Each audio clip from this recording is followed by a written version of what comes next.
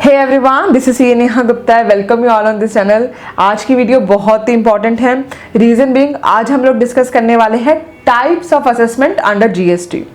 Well, कितने तरीके की असेसमेंट्स होती है, उनका क्या मतलब होता है, उसमें क्या क्या करना होता है, आज हम लोग डिस्कस करेंगे। और मेरे अकॉर्डिंग मेजरली हमें कहीं भी इतनी सारे असेसमेंट्स के बारे में एक जगह पे पढ़ने को नहीं मिलता है, तो इसलिए वीडियो बहुत इंपॉर्टेंट है।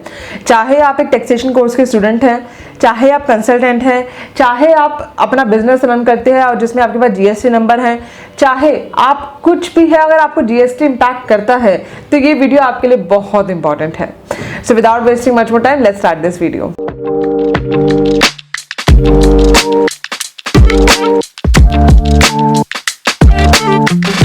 वीडियो में आगे बढ़ने से पहले हमेशा की तरह मेरी छोटी सी रिक्वेस्ट है, चैनल को सब्सक्राइब कर देना एंड साथ में बेल नोटिफिकेशन को भी प्रेस कर देना, जिससे कि आगे वाली वीडियो की नोटिफिकेशंस आपको टाइमली मिलती रहे। सबसे पहले तो हम समझते हैं असेसमेंट का क्या मतलब होता है अंडर जीएसटी।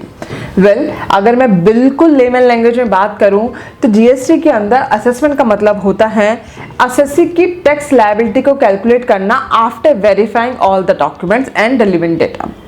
सो इसलिए ये अपने आप में एक बहुत इंपॉर्टेंट चीज है कि आप असेसमेंट करके टैक्स पे करें।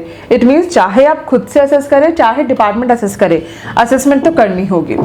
सो स्टार्ट करते हैं सबसे पहले टाइप से असेसमेंट के। सबसे पहला टाइप है सेल्फ असेसमेंट।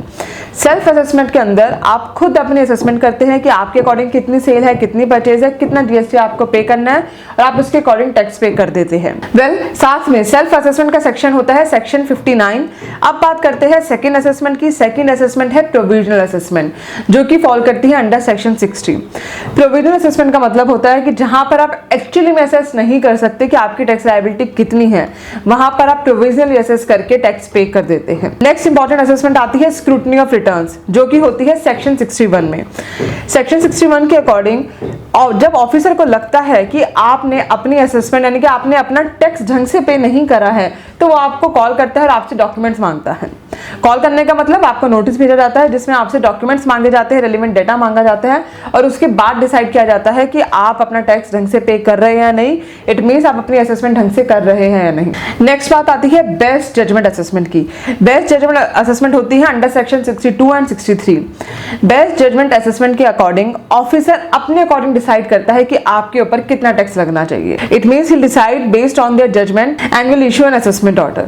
बट यस, इसमें डेटा असेसी से ही लिया जाता है। रेलेवेंट डेटा को चेक करने के बाद ही बेस्ट जजमेंट ऑर्डर पास किया जाता है। बेस्ट जजमेंट असेसमेंट डील होते हैं अंडर सेक्शन 62 एंड 63। अब बात करते हैं सेक्शन 64 की, जो कि है समरी असेसमेंट। वेल, जहां पर असेसिंग ऑफिसर को लगता है कि फ्रॉड हो रहा है, वहां पर ऑफिसर एक समरी असेसमेंट ऑर्डर इशू कर देता है, यानी कि एक समरी में आपको एक टैक्स असेसमेंट दे देता है जिसके अकॉर्डिंग आपको टैक्स पे करना होता है। अब बात करते हैं कि असेसमेंट होती कैसे है। सबसे पहला स्टेप, जीएसटी ऑफिसर आपको नोटिस भेजेगा, आपसे डॉक्यूमेंट्स मांगेगा। सेकंड स्टेप में आप उसका रिप्लाई करेंगे, रेलेवेंट डेटा को प्रोवाइड करेंगे। थर्ड स्टेप में अगर उनको लगता है कि और फर्दर डॉक्यूमेंट्स मांगने चाहिए तो वो उसके लिए फर्दर डॉक्यूमेंट्स मांगेंगे, फर्दर नोटिस भेजेंगे।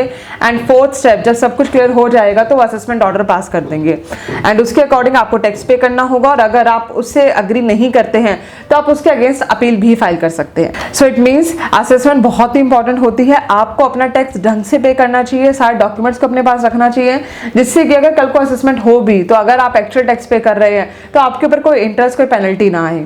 आई होप इस वीडियो ने आपको बहुत हेल्प की होगी। मुझे वीडियो में जरूर बताया अगर आपकी क्वेरी है, और आप मुझे इस नंबर पे कॉल भी कर सकते हैं। नंबर है 8375831676।